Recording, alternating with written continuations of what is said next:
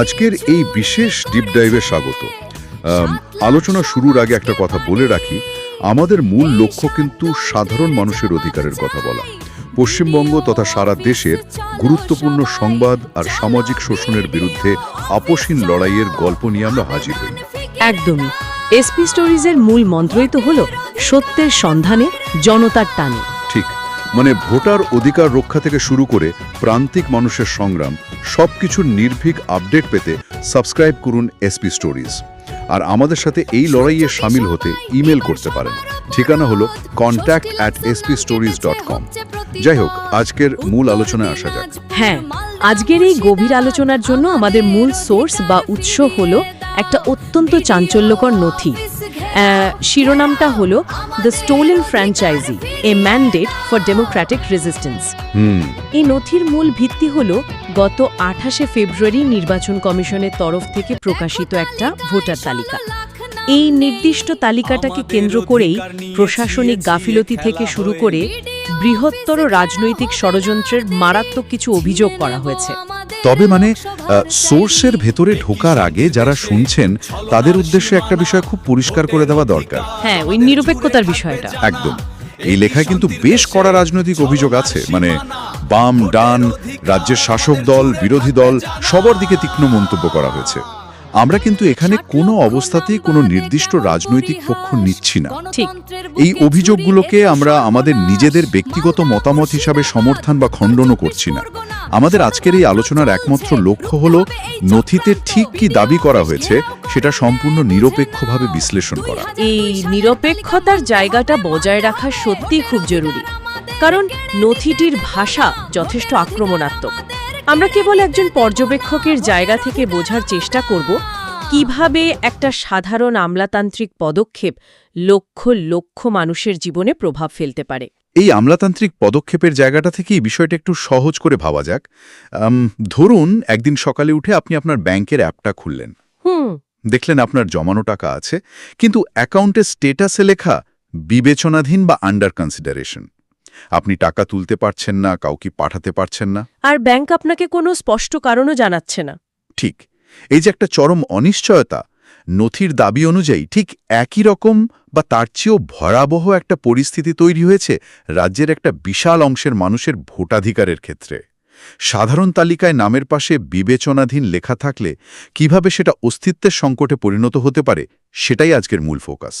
ব্যাংকের অ্যাকাউন্টের এই তুলনাটা এখানে ভীষণ প্রাসঙ্গিক, কারণ ভোটার তালিকায় নামের পাশে এই তকমা বসার অর্থ হল রাষ্ট্রের খাতায় নাগরিক হিসেবে আপনার অস্তিত্বকে সাময়িকভাবে স্থগিত করে দেওয়া। আর এর স্কেলটা তো বিশাল, সংখ্যাটা প্রায় 60 লাখের। রাজ্যের মোট 60,06,675 জন ভোটারের নামের পাশে এই বিবেচনাধীন তকমা বসিয়ে দেওয়া হয়েছে। এটা কোনোভাবেই হেলাফেলা করার মতো সংখ্যা নয়। এই 60 লক্ষ সংখ্যাটা যখন আমি প্রথমবার দেখলাম, আমি রীতিমতো চমকে উঠেছি। 60 লক্ষ মানুষ মানে হলো ডেনমার্ক বা সিঙ্গাপুরের মতো দেশের মোট জনসংখ্যার চেয়েও বেশি। একটা আস্ত দেশের জনসংখ্যার সমতুল্য মানুষের ভোটাধিকার হঠাৎ করে একটা মাত্র শব্দের কারণে প্রশ্নের মুখে পড়ে গেল। নথি রচয়িতারা ঠিক এই প্রশ্নটাই তুলেছেন। তাদের মতে এটি কোনো সাধারণ করণিক ত্রুটি বা ডেটা এন্ট্রির ভুল হতে পারে না। এত বড় পরিসরে ভুল হওয়াটা পরিসংখ্যানগতভাবে প্রায় অসম্ভব। এত বড় ভুল তো আর এমনি এমনি হয় না। একদম না।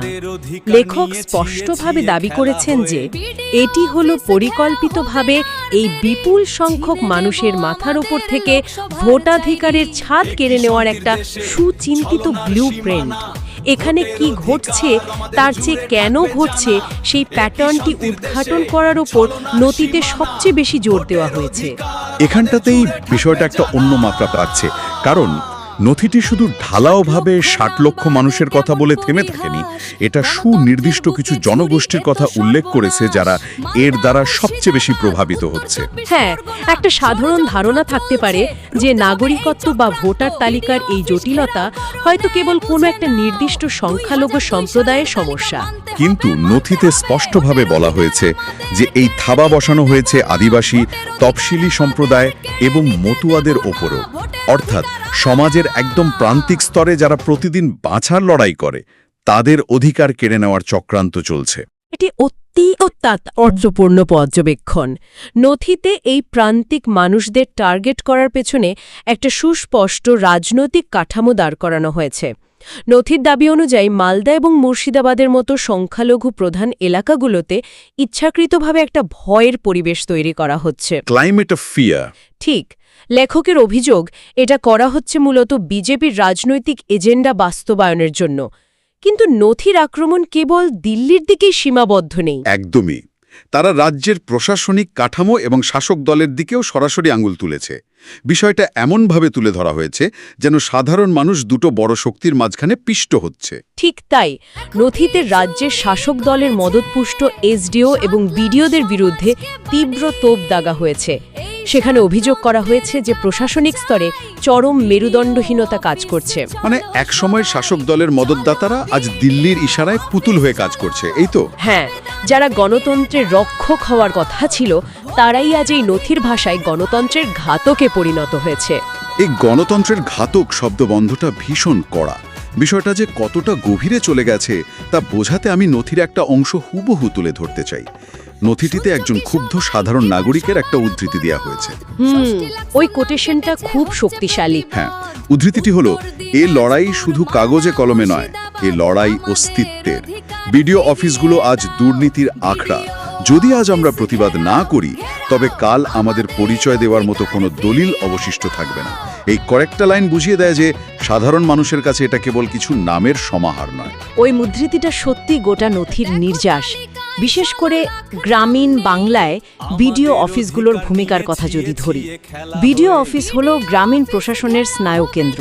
যখন সেই বিডিও অফিস থেকে ভোটার তালিকায় বিবেচনাধীন স্ট্যাম্প পড়ে যায় তখন সেটা ওই মানুষগুলোর দৈনন্দিন বেঁচে থাকার লড়াই পরিণত হয়। তাহলে এই গোটা সমস্যার সমাধান হিসেবে নথিটি কি প্রস্তাব দিচ্ছে?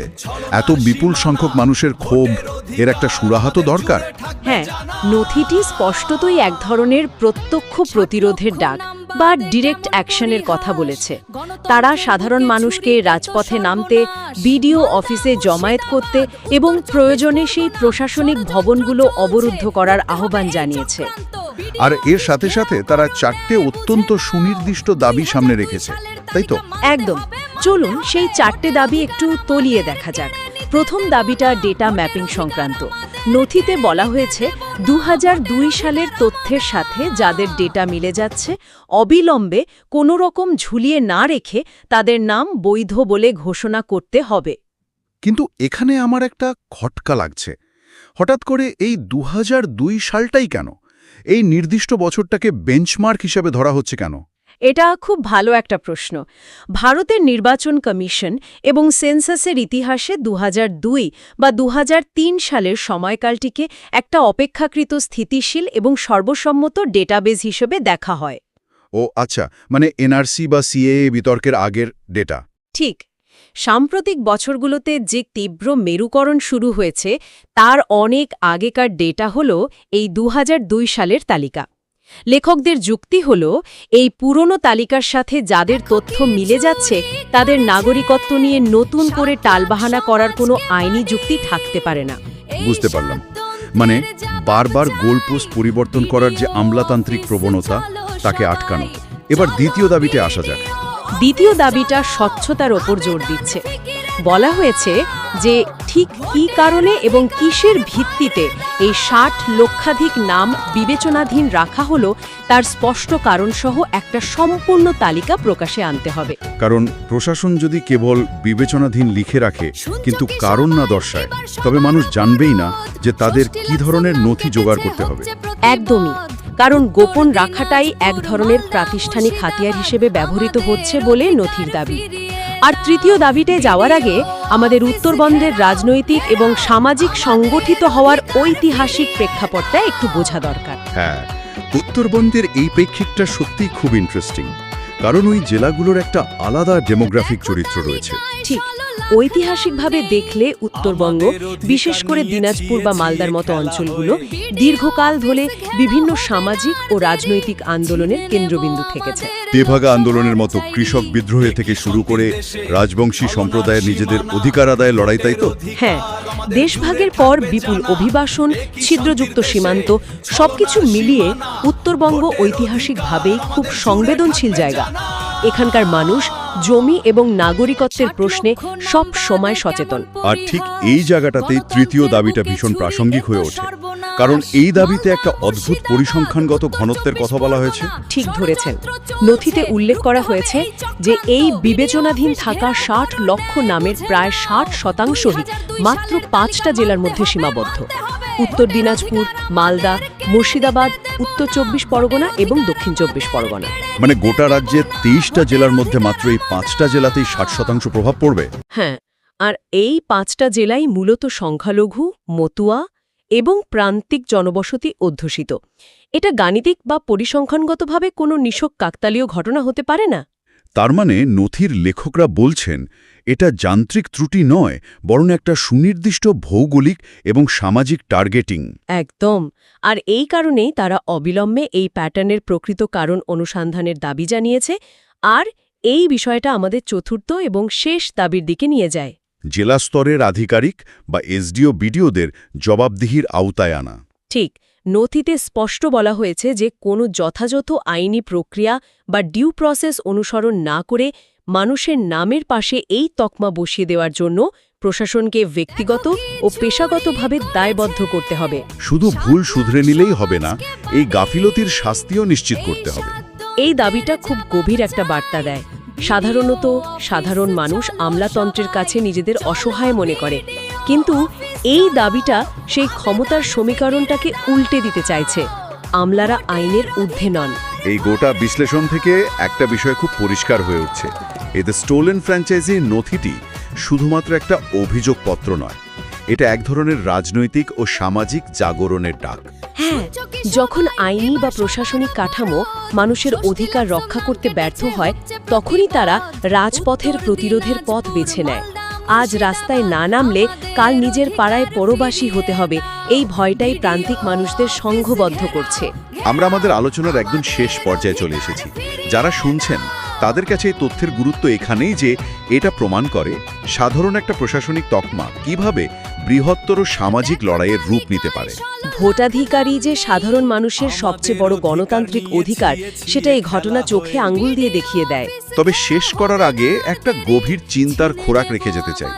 ভেবে দেখুন তো, আমরা এমন একটা ডিজিটাল যুগে বাস করছি যেখানে সবকিছু ডেটাবেজের ওপর নির্ভরশীল, কিন্তু যদি একটা অত্যন্ত সাধারণ আমলাতান্ত্রিক শব্দ বিবেচনাধীন বা আন্ডার কনসিডারেশন রাতারাতি একটা আস্ত রাজ্যের সমীকরণকে খাদের কিনারে দাঁড় করিয়ে দিতে পারে, তবে আমাদের এই আধুনিক গণতান্ত্রিক কাঠামো আসলে কতটা মজবুত। সত্যি, ডিজিটাল কালিকার উপর আমাদের এই অন্ধ নির্ভরতা কি আমাদের অধিকারকে সুরক্ষিত করছে, নাকি আমাদের অস্তিত্বকেই একটা মাউসের ক্লিকের কাছে জিম্মি করে দিচ্ছে? এই বিষয়টা নিয়ে ভবিষ্যৎ গবেষণার এবং গভীর চিন্তাভাবনার অবকাশ থেকেই যায়। আজকের এই গভীর বিশ্লেষণে আমাদের সাথে থাকার জন্য অসংখ্য ধন্যবাদ। ভালো থাকবেন এবং চারপাশের বিষয়গুলো নিয়ে এভাবেই প্রশ্ন করতে থাকবেন।